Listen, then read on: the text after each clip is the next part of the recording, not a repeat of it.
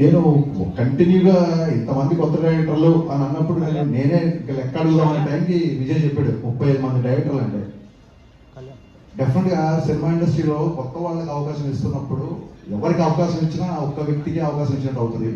But ఒక డైరెక్టర్కి అవకాశం ఇస్తే ఆ డైరెక్టర్ వల్ల ఒక 200-300 టెక్నీషియన్లు, ఒక 6 నెలలు, ఆ తర్వాత ఒక కొత్త లిరిసిస్ట్, అబ్బాయిలాగా ఒక కొత్త లిరిసిస్ట్ వచ్చినట్టు, ఒక కొత్త కొరియోగ్రాఫర్ వచ్చినట్టు. సో ఇండైరెక్ట్లీ ఒక డైరెక్టర్కి అవకాశం ఇస్తే ఎంతో మందికి ఇండైరెక్ట్గా అవకాశం ఇచ్చినట్టు. సో మీరే లెక్కేసుకోండి, 35 ఇంటూ కొన్ని 100 మందికి మీరు ఒక అవకాశం ఇచ్చారు. గ్రేట్ థింగ్ నాకు తెలిసి. అండ్ ఇందాక విజయ్ చెప్పినట్టు ఆయన అసలు చెయ్యని చూడడం లేదు. అసలు నాంది అవ్వచ్చు, గమ్యం అవ్వచ్చు, వెనకాలకి వెళ్తే వేదం అవ్వచ్చు, అనుకుంటే సినిమా విశాఖ ఎక్స్ప్రెస్ నాకు చాలా ఇష్టం. హిచ్కాక్ గారి నవల్ బేస్గా చేసిన సినిమా.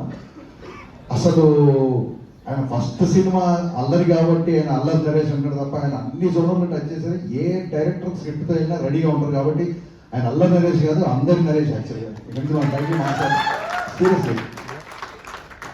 ఎందుకంటే నాకు ఎంత ప్రౌడ్ ఫీలింగ్ వచ్చిందంటే రాగానే జనరల్గా నా ఆడియో ఫంక్షన్స్, నా రిలీజ్ ఈవెంట్లు జరిగినప్పుడు మా విజయ్ ఆ ఏవీ చూసుకోవడం, ప్రోమోలు కట్ చేసిన చూపించడం, మిగతా చేయడం, ఈ పనులలో ఉండేవాడు.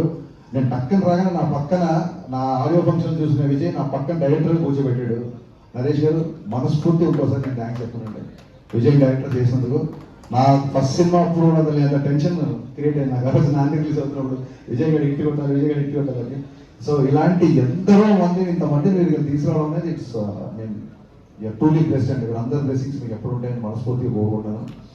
చాలామంది డాక్టర్ అవ్వాలనుకుని యాక్టర్ అవ్వాలంటారు. బట్ డాక్టర్లు అయిన తర్వాత కూడా వీళ్ళు యాక్టర్ అవ్వడం, ఆయన డైరెక్టర్ అవ్వడం, I mean it's quite surprising. I truly understand what you guys said. I mean మీకు ఉన్న సినిమా మీద ఉన్న ప్యాషన్, మీకు సినిమా మీద ఉన్న కసి, అదంతా మీ ఎమోషన్ నాకు అర్థమైంది.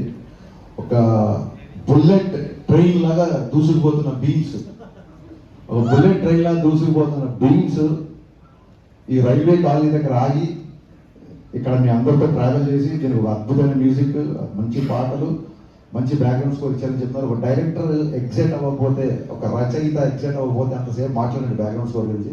I'm truly looking forward for this film. ఇకపోతే నేను ఐబొమ్మ ఇన్సిడెంట్ తర్వాత ఫస్ట్ టైం నేను మీడియాని చూస్తున్నాను కాబట్టి ఖచ్చితంగా మనందరూ సినిమా తీస్తారని చెప్పుకోవాలి. పైరసీ సినిమాలు చూపించే ఐబొమ్మ వాడికి ఒరిజినల్ బొమ్మ చూపించిన యావత్తు పోలీస్ యంత్రాంగానికి, శ్రీ ఆనంద్ గారికి, మన సత్యనారాయణ సార్ గారికి, ఇండస్ట్రీ తరఫున మనందరి తరఫున మనస్ఫూర్తిగా కృతజ్ఞతలు చెప్పుకుంటూ 21 నవంబర్ నాతో పాటు చూడొచ్చు. నేను కూడా మార్నింగ్ వస్తాను.